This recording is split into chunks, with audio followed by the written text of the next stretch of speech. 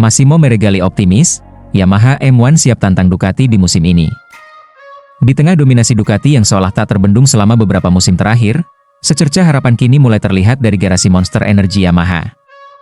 Sang direktur tim, Massimo Meregali, akhirnya buka suara, dan pernyataannya membangkitkan semangat seluruh fans Yamaha di penjuru dunia.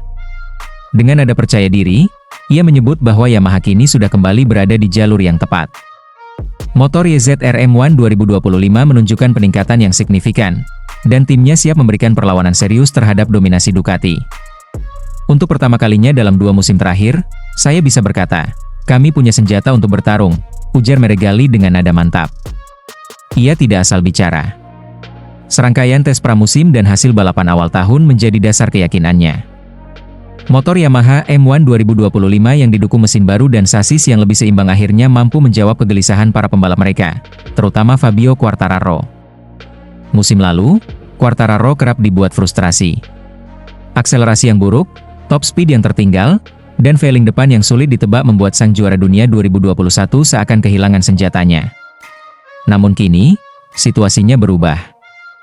Di beberapa seri awal MotoGP 2025, meskipun hasil belum sepenuhnya maksimal, Quartararo mulai menemukan kembali gaya balap aslinya. Agresif, presisi, dan percaya diri saat masuk tikungan. Ducati masih sangat kuat, terutama dengan kehadiran Marc Marquez di atas GP25. Tapi kami tidak lagi terpaut sejauh musim lalu. Kami mulai bisa menantang mereka, bahkan di trek-trek yang sebelumnya menyulitkan kami, lanjut Meregali. Kalimat itu bukan sekadar optimisme kosong, melainkan pengakuan bahwa Yamaha telah bekerja mati-matian selama musim dingin. Salah satu kunci kebangkitan Yamaha adalah keputusan berani untuk merekrut sejumlah insinyur dari Eropa, termasuk beberapa mantan teknisi Ducati. Mereka tidak hanya membawa ilmu dan pengalaman, tapi juga perspektif baru dalam pengembangan mesin inline-4 khas Yamaha yang selama ini tertinggal dari V4 milik Ducati dan KTM. Meregali juga mengapresiasi kerja keras tim teknis Jepang yang akhirnya lebih terbuka terhadap masukan dari pembalap dan insinyur Eropa. Perubahan mentalitas ini berdampak langsung pada performa M1 yang kini lebih fleksibel dan kompetitif di berbagai kondisi lintasan. Namun, ia tak memungkiri bahwa jalan masih panjang. Kami belum menang. Tapi sekarang, kami punya potensi untuk menang, ucapnya tegas. Ia menyebut Quartararo dan Alex Rins sebagai 2 pembalap yang mampu memanfaatkan performa M1 dengan cara yang berbeda.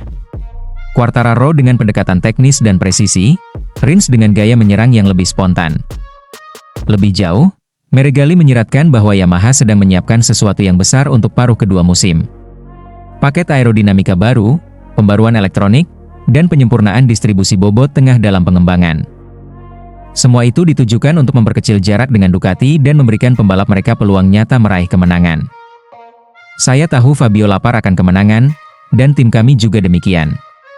Tahun ini bukan lagi tentang bertahan, tapi menyerang, tutup Meregali penuh semangat. Dengan performa YZR M1 yang mulai menyatu dengan karakter Quartararo, serta arah pengembangan yang kini lebih tajam, Monster Energy Yamaha perlahan namun pasti mulai keluar dari kegelapan. MotoGP 2025 bisa menjadi titik balik.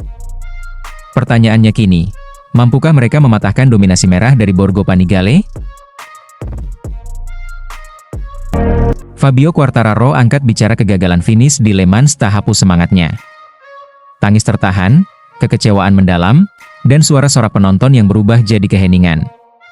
Itulah gambaran emosi yang menyelimuti sirkuit Bugatti, Le Mans, saat Fabio Quartararo harus mengakhiri balapan kandangnya lebih cepat dari yang ia harapkan. Pole position telah ia rebut dengan perjuangan luar biasa, namun harapan untuk mengibarkan bendera Prancis di podium kandang pupus begitu saja setelah ia terjatuh saat balapan memasuki fase sulit akibat gerimis. Namun, alih-alih larut dalam amarah atau menyalahkan siapapun, Quartararo memilih jalur yang penuh keberanian, mengakui kegagalan dengan kepala tegak, dan menyampaikan bahwa ia telah memberikan segalanya. Fabio memulai balapan dari posisi terdepan, pole position keduanya secara beruntun, dan menunjukkan semangat membara di hadapan publik Prancis. Dukungan ribuan penonton yang memadati tribun memberi energi tersendiri. Namun, kondisi cuaca yang tak menentu menjadi tantangan tersulit. Ketika hujan gerimis mulai turun, banyak pembalap mulai mengendurkan kecepatan. Tapi tidak dengan Fabio. Kami tahu peluang podium tidak besar, tapi ketika hujan mulai turun, saya memutuskan untuk memacu habis-habisan di putaran pertama, ungkap Fabio. Saya melakukan long laps dan saya masih sangat dekat dengan Marc. Tapi di tikungan berikutnya, hujan sedikit lebih deras, dan saya tidak sempat merasakan apapun. Bagian depan motor langsung hilang kendali. Sirkuit Le Mans memang dikenal dengan cuacanya yang tak bisa diprediksi. Sekejap mata, lintasan bisa berubah dari kering ke basah, dan itulah yang menjadi jebakan bagi banyak pembalap di GP Prancis kali ini. Di Le Mans, kamu tidak pernah tahu apa yang akan terjadi. Hujan bisa turun tiba-tiba, lalu berhenti, lalu turun lagi.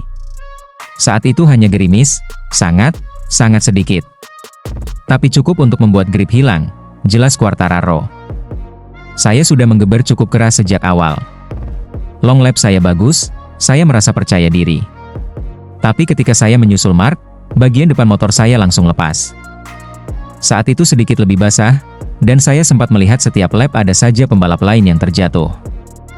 Meski harus keluar dari balapan lebih awal, Fabio Quartararo tidak merasa menyesal. Sebaliknya, ia justru merasa bangga atas apa yang sudah ia capai sepanjang akhir pekan GP Prancis. Pole position di tengah persaingan ketat, laps-laps cepat di sesi latihan, serta semangat pantang menyerah di tengah cuaca sulit, semuanya menjadi bukti bahwa El Diablo masih memiliki taji. Ini memang menyakitkan, tapi saya benar-benar menikmati akhir pekan ini, katanya. Kami punya kecepatan luar biasa, dan time attack saya sangat bagus. Saya pikir kami berhasil menunjukkan performa yang solid di hadapan para fans. Fabio tak lupa menyampaikan rasa terima kasihnya kepada para penggemar yang datang ke Le Mans dan memberikan dukungan luar biasa. Mereka adalah alasan saya terus mendorong, bahkan saat tahu podium terasa jauh. Saya ingin membuat mereka bangga. Sayangnya, kali ini saya belum berhasil. Tapi saya janji, ini bukan akhir. Saya akan kembali lebih kuat, ujar Fabio dengan suara berat. Balapan di Le Mans mungkin berakhir dengan kecewa, tapi musim belum selesai. Fabio Quartararo masih memiliki banyak kesempatan untuk bangkit dan kembali bersinar. Mentalitasnya yang kini lebih matang, dikombinasikan dengan pengalaman dan kemampuan adaptasinya, menjadikan dia tetap sebagai ancaman di sisa musim MotoGP 2025. Dan meski akhir pekan ini tidak berakhir dengan selebrasi di atas podium, satu hal pasti, Quartararo telah memenangkan hati publik Prancis dengan keberanian, kejujuran, dan semangatnya yang tak pernah padam. Fabio Quartararo tuai kesialan di balapan kandang dari crash, dimarahi, dan didenda usai drama emosional di MotoGP Prancis 2025. Sirkuit Le Mans menjadi saksi pahit bagi Fabio Quartararo. Alih-alih merayakan hasil manis di hadapan publik sendiri, pembalap kebanggaan Prancis itu justru harus menelan pil pahit. Dalam balapan yang berlangsung penuh drama dan cuaca tak menentu, Quartararo tak hanya gagal finish, tetapi juga dihukum oleh race direction karena insiden emosional yang terjadi setelah dirinya crash. Sejak awal, atmosfer balapan utama MotoGP Prancis memang sudah tidak bersahabat. Langit gelap, angin kencang, dan potensi hujan membuat semua tim dan pembalap berjibaku dengan strategi ban dan setelan motor. Race direction pun menyatakan lintasan akan diguyur hujan dan memberi sinyal kepada pembalap untuk menggunakan ban basah. Beberapa pembalap, termasuk Quartararo, buru-buru mengganti motor, berharap bisa mengantisipasi hujan deras yang tampaknya akan datang. Namun sayangnya, setelah motor diganti, hujan justru berhenti sesaat. Lintasan menjadi setengah basah, setengah kering, kondisi paling membingungkan dan berbahaya dalam dunia MotoGP. Meski begitu, Quartararo tampil gemilang. Di hadapan ribuan fans yang memenuhi tribun, ia sempat memimpin balapan dan membuat publik tuan rumah bersorak kegirangan. Tapi kegembiraan itu tak bertahan lama. Memasuki pertengahan balapan, hujan datang kembali dengan deras. Di tikungan 14, salah satu tikungan paling licin dan mematikan di Le Mans, ban Quartararo kehilangan traksi dan ia pun terjatuh. Namun, alih-alih menyerah, El Diablo langsung berdiri dan mencoba membawa motornya kembali ke lintasan. Ia ingin lanjut. Ia tak ingin mengecewakan pendukungnya. Masalahnya, para marshal menilai motornya sudah terlalu rusak dan tak aman untuk digunakan. Mereka mencoba menarik motor Quartararo keluar dari area runoff untuk mencegah potensi bahaya. Tapi Quartararo menolak. Dalam kondisi emosional dan penuh frustrasi, ia tampak kesal. Ia berteriak, bahkan terlihat mengumpat kepada para marshal yang tengah menjalankan tugas. Aksi tersebut terekam kamera dan menjadi perhatian race direction. Mereka menganggap perbuatan Quartararo bukan hanya tidak menghormati marshal, tetapi juga membahayakan dirinya dan pembalap lain. Apalagi posisi kejadian sangat dekat dengan lintasan aktif, di tikungan yang sering menjadi lokasi kecelakaan dalam kondisi basah. Tak lama setelah balapan usai, keputusan resmi dijatuhkan. Fabio Quartararo dijatuhi 2 hukuman. Pertama, pemotongan 10 menit waktu latihan di sesi FP1 seri berikutnya di Silverstone. Kedua, denda sebesar 2.000 euro, sekitar 37 juta rupiah. Dalam surat resmi dari Stewards disebutkan, setelah crash di tikungan 14, Anda dianggap bertanggung jawab atas tindakan yang tidak pantas terhadap Marshall, tidak menaati instruksi resmi, dan menciptakan potensi bahaya bagi Anda dan pembalap lain. Meski kecewa, Quartararo tak menyangkal kesalahannya. Ia menerima keputusan itu dengan lapang dada. Ini situasi yang rumit. Aku hanya ingin melanjutkan balapan karena tahu itu penting buat fans. Tapi aku juga harus belajar untuk lebih tenang dalam kondisi seperti ini, ucapnya di pedok usai balapan. Quartararo memang gagal meraih kemenangan di rumah sendiri. Tapi perjuangannya, keberanian melawan rasa sakit dan tekanan, serta keinginannya untuk tetap melanjutkan balapan menunjukkan sisi manusiawi dari seorang juara dunia. Ia kecewa, ia marah, tapi ia juga bertanggung jawab. Dan disitulah, sejatinya, nilai dari seorang pembalap sejati diuji.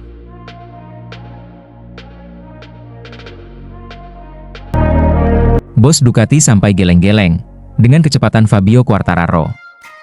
Di tengah dominasi Ducati yang begitu kuat di MotoGP 2025, satu nama berhasil mencuri perhatian dan memecah hegemoni, Fabio Quartararo. Pembalap Monster Energy Yamaha ini menunjukkan performa luar biasa di Grand Prix Prancis di Le Mans, membuktikan bahwa Yamaha YZR M1 mampu bersaing dengan Desmosedici yang selama ini mendominasi. Pada sesi kualifikasi, Quartararo mencatatkan waktu 1 menit 29,324 detik, memecahkan rekor laps Marc Marquez dan merebut pole position dari Marc Marquez. Ini merupakan pole position kedua berturut-turut bagi Quartararo, setelah sebelumnya meraihnya di Jerez. Prestasi ini mengejutkan banyak pihak, termasuk Davide Tardozzi, manajer tim Ducati, yang mengakui bahwa Quartararo adalah ancaman serius bagi Ducati musim ini. Dalam sprint race, Quartararo memulai balapan dari posisi terdepan dan memimpin beberapa laps awal. Namun, tekanan dari para pembalap Ducati membuatnya harus berjuang keras mempertahankan posisinya. Meskipun akhirnya finish di posisi keempat, performa Quartararo menunjukkan bahwa Yamaha telah membuat kemajuan signifikan dalam pengembangan motor mereka. Tardozzi menyatakan kekagumannya terhadap Quartararo dan tim Yamaha atas kerja keras mereka dalam meningkatkan performa motor. Ia menambahkan bahwa kehadiran Quartararo sebagai pesaing kuat memberikan motivasi tambahan bagi Ducati untuk terus berkembang. Kebangkitan Yamaha ini memberikan harapan baru bagi persaingan di MotoGP 2025. Dengan Quartararo yang kembali ke performa terbaiknya, para penggemar dapat menantikan pertarungan seru antara Yamaha dan Ducati di sisa musim ini.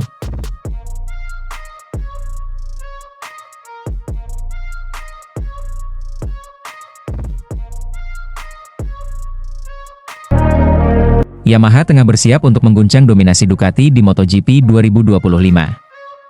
Dengan memanfaatkan konsesi kelas D, Yamaha telah mengembangkan mesin baru untuk YZR M1 yang menunjukkan peningkatan signifikan dalam kecepatan puncak dan performa keseluruhan. Selama tes pasca balapan di Jerez, Fabio Quartararo mencatatkan waktu terbaik 1 menit 36,353, hanya 0,477 detik di belakang Marc Marquez dari Ducati.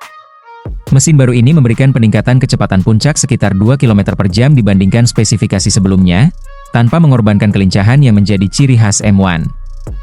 Alex Rins, rekan setim Quartararo, juga merasakan peningkatan performa yang signifikan. Meskipun mengalami cedera ringan akibat kecelakaan sebelumnya, Rins mampu meningkatkan catatan waktunya sebesar setengah detik selama tes. Ia menyatakan bahwa mesin baru ini lebih bertenaga dan memberikan traksi yang lebih baik, yang sangat membantu dalam menghadapi sirkuit dengan lintasan lurus yang panjang seperti Le Mans. Yamaha berencana untuk menggunakan mesin baru ini pada Grand Prix Prancis di Le Mans. Dengan lintasan lurus sepanjang 1,1 km, sirkuit ini menjadi tempat yang ideal untuk menguji kemampuan mesin baru dalam kondisi balapan sesungguhnya. Kepercayaan diri Quartararo dan Rins meningkat, dan mereka berharap dapat meraih hasil yang lebih baik dengan dukungan mesin yang lebih kompetitif. Meskipun Yamaha masih mengembangkan prototipe mesin V4 untuk masa depan, fokus saat ini adalah memaksimalkan potensi mesin inline 4 yang telah diperbarui. Pendekatan ini menunjukkan komitmen Yamaha untuk kembali bersaing di papan atas MotoGP, dengan memanfaatkan segala peluang yang ada untuk meningkatkan performa motor mereka. Dengan semangat baru dan peningkatan teknis yang menjanjikan, Yamaha siap untuk menghadapi tantangan di Le Mans dan membuktikan bahwa mereka masih menjadi kekuatan yang harus diperhitungkan di MotoGP. Alberto Puig percaya Marc Marquez bakal kesulitan juara dunia. Tak ada yang menyangka bahwa di usia 31 tahun dan setelah melewati rentetan cedera parah, Marc Marquez masih mampu berdiri di barisan depan MotoGP. Musim 2025 telah berlangsung 5 seri, dan Marquez tidak hanya bertahan, ia menyerang. Ia menantang waktu, cedera, dan keraguan. Ia membuktikan satu hal, bahwa darah juara tidak pernah hilang, hanya tertidur. Marquez telah memenangkan semua sprint race sejauh ini. Di balapan utama, ia meraih 3 kemenangan. Bukan performa yang sempurna memang, karena ia juga sempat gagal finish akibat crash dan hanya finish ke-12 di satu seri. Tapi bila kita melihatnya lebih dalam, pencapaian ini luar biasa. Saat ini, Marquez bertengger di posisi kedua klasemen sementara dengan 139 poin. Hanya 1 poin memisahkannya dari sang pemuncak, adiknya sendiri, Alex Marquez. Siapa yang menyangka bahwa dua bersaudara ini akan saling dorong di puncak persaingan tertinggi? Sosok yang angkat bicara kali ini adalah Alberto Puig, manajer tim HRC Castrol yang sudah mengenal Marc sejak awal karirnya di kelas Premier. Bukan basa-basi, bukan pujian kosong, tapi pengakuan yang lahir dari rasa hormat dan pengalaman panjang. Yang sudah ia capai sejauh ini saja sudah bisa disebut kesuksesan, ujar Puig. Tapi kalau sampai Marc menjadi juara dunia musim ini, itu akan menjadi kisah luar biasa dalam sejarah olahraga dunia. Pujian ini bukan tanpa dasar. Kita bicara tentang pembalap yang sempat 4 tahun jauh dari kejayaan karena cedera patah lengan yang berulang-ulang dioperasi. Marquez sempat kehilangan segalanya, kesehatan, performa, bahkan tempatnya di tim yang dibangunnya sendiri. Banyak yang berpikir ia sudah habis. Tapi Marquez bukan tipe pembalap yang menyerah begitu saja. Puig menambahkan, Marc absen cukup lama dari posisi atas karena cedera, dan sekarang, dia menang lagi. Di usia yang tidak muda, dengan tantangan baru, itu luar biasa. Kembalinya Marquez tak hanya tentang kecepatan. Ini soal keberanian. Soal ketangguhan mental. Ia datang ke Ducati bukan sebagai raja yang kembali, melainkan sebagai prajurit yang siap bertarung ulang dari titik nol. Dan dalam waktu singkat, ia tak hanya menyatu dengan motor, tapi juga menaklukkan lintasan. Kini tantangan sesungguhnya baru dimulai. Rivalitasnya dengan sang adik, tekanan internal tim Ducati dari rekan setim seperti Bagnaia, dan kekuatan tersembunyi dari Fabio Quartararo yang kembali tajam, semua menjadi bagian dari jalan terjal menuju gelar dunia. Tapi seperti yang dikatakan Puig, Marc adalah orang spesial. Ia memiliki sesuatu yang tidak bisa dipelajari di buku panduan atau laboratorium teknologi, jiwa pejuang sejati. Jika Marquez berhasil menaklukkan musim ini dan keluar sebagai juara dunia, maka itu bukan sekadar kemenangan. Itu akan menjadi simbol harapan bagi siapapun yang pernah jatuh, bahwa dengan keyakinan, tekad, dan hati yang tak mau menyerah, segala hal mungkin terjadi.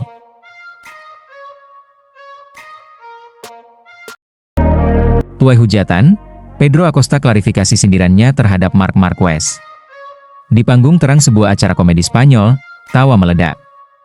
Tapi di balik tawa itu, badai sedang bersiap datang. Pedro Acosta, si bocah ajaib yang baru saja menjejakkan kaki di MotoGP, mengucapkan satu kata pendek yang kemudian menggemparkan dunia balap. Siapa? Ucapan itu terlontar saat ia ditanya soal hubungannya dengan pembalap lain, merujuk pada Marc Marquez.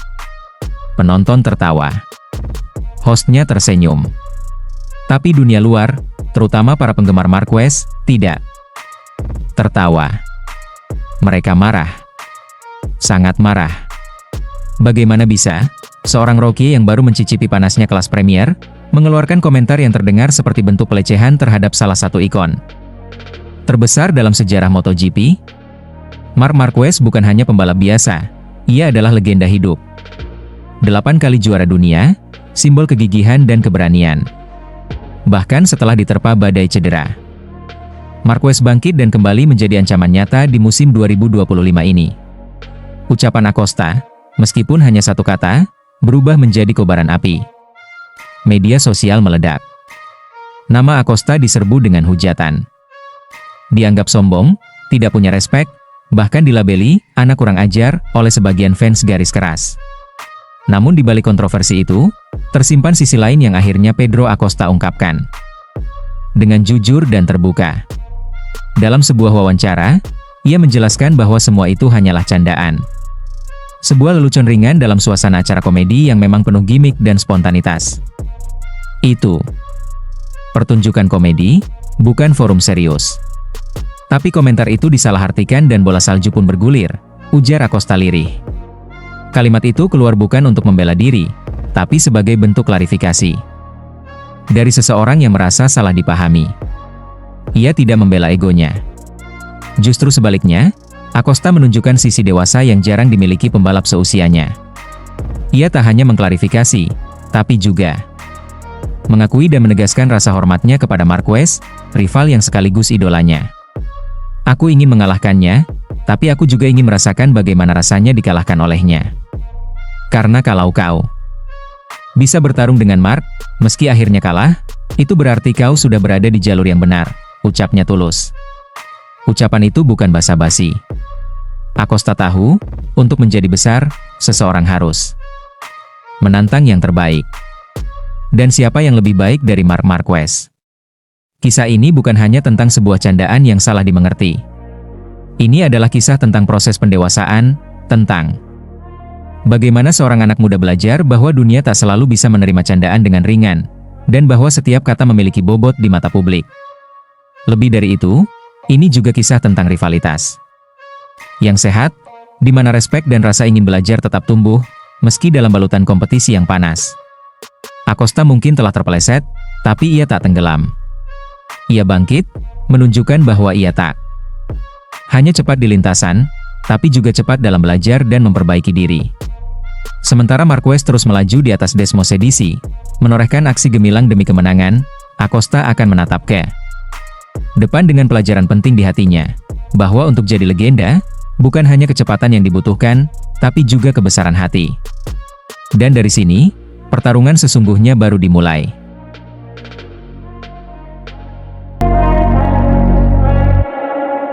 Petinggi Ducati geram, Francesco Bagnaia makin manja, Marc Marquez justru bersinar terang. Tak ada yang menyangka bahwa suasana internal Ducati Lenovo Team sedang memanas usai gelaran MotoGP Qatar 2025. Di balik kemenangan gemilang Marc Marquez yang berhasil menorehkan catatan spektakuler di sirkuit Lusail, muncul suara keras dari General Manager Ducati Corse, Gigi Dall'Igna, yang tak lagi bisa menyembunyikan kekecewaannya terhadap juara dunia 2 kali, Francesco Bagnaia. Bukan hanya karena hasil yang tak memuaskan, tetapi lebih karena sikap Bagnaia yang dinilai terlalu sering mengeluh soal motor ketimbang mencari solusi. Dall'Igna terang-terangan menegur sang pembalap andalan tim merah itu karena terlalu fokus menyalahkan tunggangan Desmosedici GP25 ketimbang fokus pada performa dan adaptasi. Kami semua bekerja keras untuk memberinya motor terbaik. Tapi jika setiap kali hasilnya tak sesuai harapan lalu dia menyalahkan motornya, itu bukan sikap seorang juara, ujar Dall'Igna dengan nada kecewa, seperti dilansir dari berbagai media. Ironisnya, dalam tim yang sama, Marc Marquez justru menunjukkan hal sebaliknya. Alih-alih banyak bicara, The Baby Alien membuktikan diri lewat aksi. Dari 4 seri awal MotoGP 2025, Marquez meraih 3 kemenangan dan selalu naik podium dalam semua sesi balapan, baik sprint race maupun main race. Penampilannya luar biasa konsisten. Bahkan di Qatar, Marquez menyapu bersih akhir pekan, pole position, juara sprint, dan menutup dengan kemenangan di race utama. Padahal, sirkuit Lusail selama ini bukan lintasan favorit bagi Marquez. Namun, berkat kecerdasan taktis dan pengelolaan balapan yang matang, pembalap asal Cervera itu tampil dominan. Ia sabar di awal, menjaga ritme dan ban, lalu menyerang brutal di 5 laps terakhir. Strategi yang dingin, presisi, dan membunuh. Bandingkan dengan Francesco Bagnaia, yang hanya sekali menang, itu pun di Austin, Texas, saat Marquez terjatuh saat sedang memimpin. Sisanya, Bagnaia tampak kesulitan, sering tersesat dengan setting motor, dan seperti kehilangan arah. Desmosedici adalah motor terbaik di grid saat ini. Lihat saja 5 dari 6 besar diisi pembalap Ducati. Kalau orang lain bisa memaksimalkannya, mengapa Bagnaia tidak? Lanjut Dall'Igna dengan nada tajam. Ia pun mengingatkan bahwa seorang juara bukan hanya harus cepat, tapi juga cerdas menghadapi tantangan. Kalau terus-menerus melihat masalah, kamu tak akan pernah menang. Tapi jika kamu belajar mengelola masalah itu, kamu bisa jadi pemenang sejati. Itulah yang dilakukan Mark, ucapnya. Pernyataan dalinya ini jadi semacam tamparan keras bagi Bagnaia. Status juara dunia 2 kali seakan tak cukup jika tak dibarengi sikap dewasa dan kemampuan beradaptasi. Apalagi, saat ini semua mata tertuju pada Marquez yang tampil seperti monster haus kemenangan, seolah telah kembali ke performa emasnya sebelum cedera tahun 2020. Mark adalah monster kompetitif. Dia tidak minta motor disesuaikan dengan gaya balapnya, dia yang menyesuaikan dirinya dengan motor dan memaksimalkannya. Inilah bedanya juara sejati dengan pembalap yang hanya menang ketika kondisinya sempurna, tutup dal-nya, menyimpan harapan dan tekanan besar untuk Pecco agar segera bangkit, sebelum semuanya terlambat. Sebab kalau Ducati saja sudah mulai ragu dengan pembalap andalannya, maka masa depan Bagnaia bisa berada dalam ancaman. Dan saat Marc Marquez terus terbang tinggi bersama Desmosedici, satu pertanyaan besar muncul, apakah Bagnaia siap menjadi bayang-bayang dalam timnya sendiri? Marc Marquez jatuh di kota, Valentino Rossi bangga, Francesco Bagnaia keluar sebagai juara. MotoGP Amerika Serikat 2025 menjadi panggung penuh drama bagi Marc Marquez. Pembalap Ducati itu tampil dominan sejak awal balapan, namun akhirnya mengalami nasib buruk setelah terjatuh saat sedang memimpin. Insiden ini tidak hanya mengguncang klasemen sementara. Hubungan antara Valentino Rossi dan Marc Marquez sudah lama dipenuhi ketegangan. Sejak insiden di MotoGP Argentina 2015, di mana keduanya bersenggolan dan Marquez gagal finish, konflik di antara mereka semakin membara. Perseteruan semakin memanas di MotoGP Malaysia 2015, ketika Rossi dituduh menendang motor Marquez, yang berujung pada penalti besar bagi The Doctor. Rossi kehilangan peluang juara dunia tahun itu, dan sejak saat itu, hubungan keduanya tidak pernah kembali seperti semula. Kini, dalam sejarah MotoGP, Rossi memiliki 7 gelar juara dunia di kelas Premier, sementara Marquez terus berusaha mengejar dengan koleksi 6 trofi. Memasuki musim 2025, Marc Marquez tampil sebagai kandidat kuat juara dunia. Dari 5 balapan awal, termasuk 3 sprint race dan 2 main race, ia selalu berhasil naik podium tertinggi. Konsistensinya di atas Ducati Desmosedici GP24 menjadikannya ancaman utama bagi para pesaingnya. Namun, nasib berkata lain di MotoGP Amerika Serikat 2025. Balapan yang berlangsung di Circuit of the Americas, kota, pada Senin dini hari WIB awalnya berjalan sesuai harapan bagi Marquez. Sejak start, ia langsung memimpin dan menjauh dari pesaing-pesaingnya. Sayangnya, di lap ke-9, segalanya berubah. Marquez kehilangan kontrol di tikungan 4 dan terjatuh. Meskipun mencoba melanjutkan balapan, motornya mengalami kerusakan yang membuatnya harus kembali ke garasi lebih awal. Tanpa poin dari balapan ini, posisinya di klasemen pun terancam. Di saat Marquez gagal menyelesaikan balapan, Francesco Bagnaia justru tampil brilian. Pembalap yang merupakan anak didik Valentino Rossi itu sukses merebut kemenangan, membawa Ducati Lenovo kembali ke puncak persaingan. Kemenangan ini sekaligus membuat Bagnaia kembali masuk dalam perburuan gelar juara dunia. Dengan performanya yang semakin meningkat, ia kini menjadi ancaman nyata bagi Marquez dan Alex Marquez di papan atas klasemen. Apakah Valentino Rossi tersenyum melihat situasi ini? Tidak ada pernyataan resmi dari legenda MotoGP tersebut, tetapi kemenangan Bagnaia tentu menjadi kebanggaan tersendiri bagi Rossi, yang telah lama mendidik dan membimbing murid-muridnya di akademi. VR46. Hasil dari MotoGP Amerika Serikat 2025 mengubah peta persaingan di klasemen sementara. Alex Marquez, yang tampil solid bersama Gresini Ducati, kini memimpin dengan 87 poin. Kakaknya, Marc Marquez, harus puas di posisi kedua dengan 86 poin akibat kegagalannya di kota. Di posisi ketiga, Francesco Bagnaia semakin mendekat dengan 75 poin, membuka peluangnya untuk merebut gelar juara dunia.